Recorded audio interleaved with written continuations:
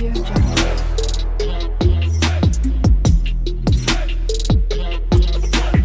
Audio Jungle.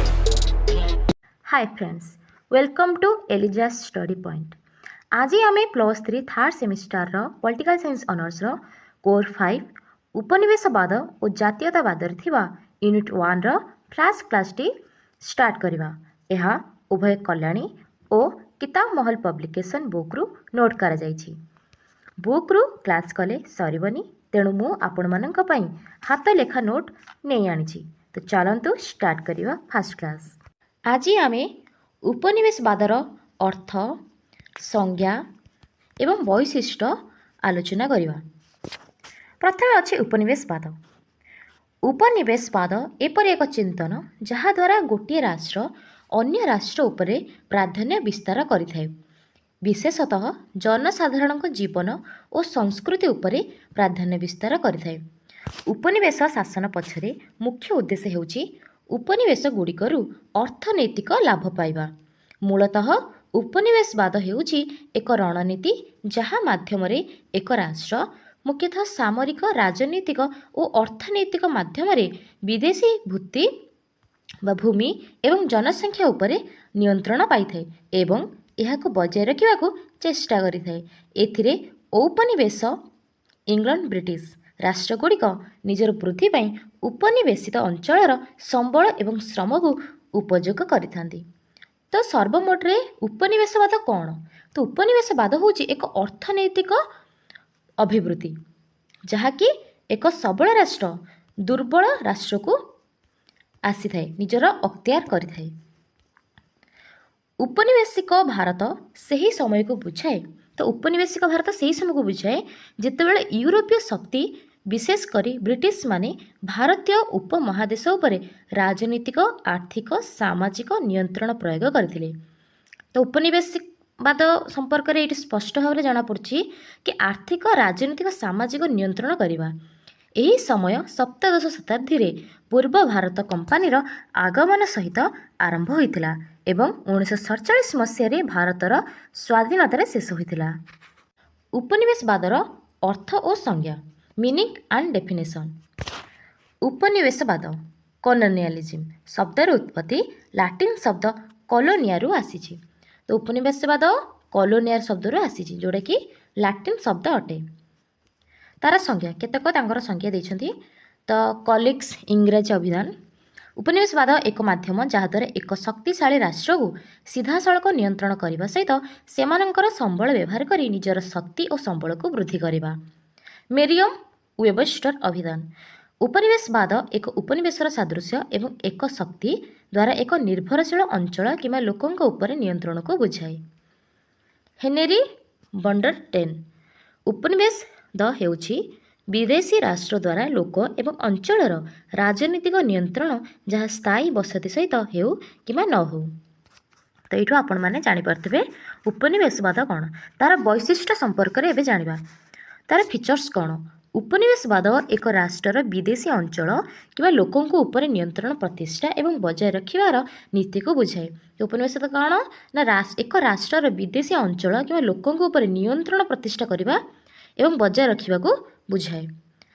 तो केतक तार वैशिष्ट्य अच्छे जमीक अर्थनैतिक प्राधान्य, राजनीतिक, सांस्कृतिक, सामाजिक और जातिगत, सामरिक बाहिनी, बसति, निर्भरशील अर्थनीति, कंचामाल जोगाण। तो ये 8टी पॉइंट अच्छी। तो आम 8टी पॉइंट को आलोचना करवा। प्रथम अच्छी अर्थनैतिक प्राधान्य। अर्थनैतिक प्राधान्य कौन? उपनिवेशवादी शक्ति माने प्रायतः मूल देशर लाभ पाई खनिज पदार्थ, कृषिजात द्रव्य किंबा मानव श्रम परि कंचा माल को निये उपनिवेशित अंचल संग्रह करुथिले। उपनिवेशित अंचल आसुथिबा द्रव्य उपरे एकाधिकार नीति प्रणयन करुथिले जहाँ प्रायतः स्थानीय अर्थनीति को संकुचित करुथिला। तो उदाहरण नहीं जिबा इंग्लैंड एवं भारत।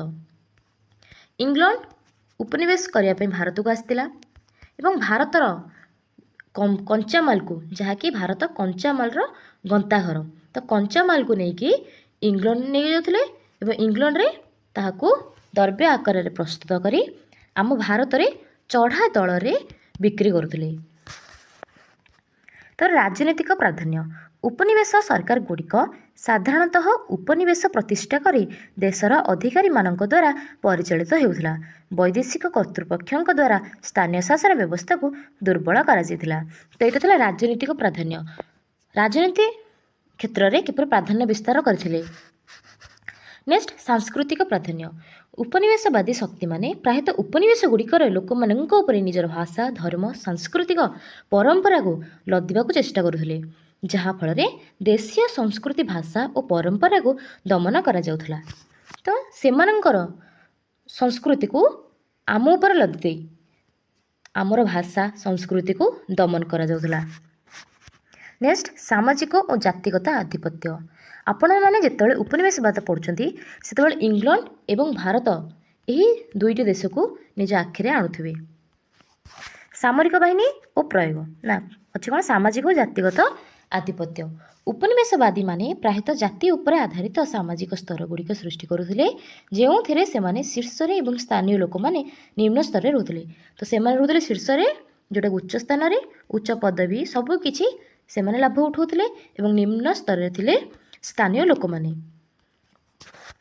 ନେକ୍ସଟ ସାମରିକ ବାହିନୀ ପ୍ରୟୋଗ ଓ ହିଂସା ଉପନିବେଶବାଦୀମାନେ ପ୍ରାୟତଃ ନିୟନ୍ତ୍ରଣ ବଜାୟ ରଖିବା, ପ୍ରତିରୋଧ ବା ବିପ୍ଳବକୁ ଦମନ କରିବା ଓ ବିଦ୍ରୋହକୁ ଶାନ୍ତ କରିବା ନିମନ୍ତେ ସାମରିକ ବଳ ପ୍ରୟୋଗ କରୁଥିଲେ। ତ ବିପ୍ଳବକୁ ଏବଂ ନିୟନ୍ତ୍ରଣ ବଜାୟ ରଖିବା ପାଇଁ ସେମାନେ ସାମରିକ ବଳ ପ୍ରୟୋଗ କରୁଥିଲେ। ନେକ୍ସଟ ବସତି ଉପନିବେଶ ଉପନିବେଶବାଦରେ ଉପନିବେଶକାରୀ ଶକ୍ତି ନିଜ ନାଗରିକମାନଙ୍କୁ ଉପନିବେଶରେ ବସତି ସ୍ଥାପନ କରିବାକୁ ଉତ୍ସାହିତ କରୁଥିଲେ, ସ୍ଥାନୀୟ ଲୋକମାନଙ୍କୁ ବିସ୍ତାପିତ କରି ସେମାନଙ୍କ ଦଳ ଦଖଲ କରୁଥିଲେ।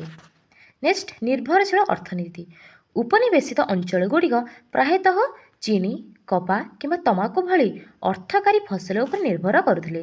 ଏହାଦ୍ୱାରା ବାଧ୍ୟତାତ୍ମକ ଶ୍ରମ କୃଷଦାସ ବ୍ୟବସ୍ଥାର ବୃଦ୍ଧି ଘଟିଲା। ନେକ୍ସଟ କଞ୍ଚାମାଲ ଯୋଗାଣ ଏବଂ ଏଇଟା ହେଉଛି ଲାଷ୍ଟ ପଏଣ୍ଟ ଉପନିବେଶ ରାଷ୍ଟ୍ରଗୁଡ଼ିକ ବିଶ୍ୱ ବାଣିଜ୍ୟ ବ୍ୟବସ୍ଥାରେ ନିଜକୁ ସମନ୍ୱିତ କରିବା ନିମନ୍ତେ ବ୍ୟାପକ ବଜାର ଓ କଞ୍ଚାମାଲର ଆବଶ୍ୟକତା ରହିଥିଲା।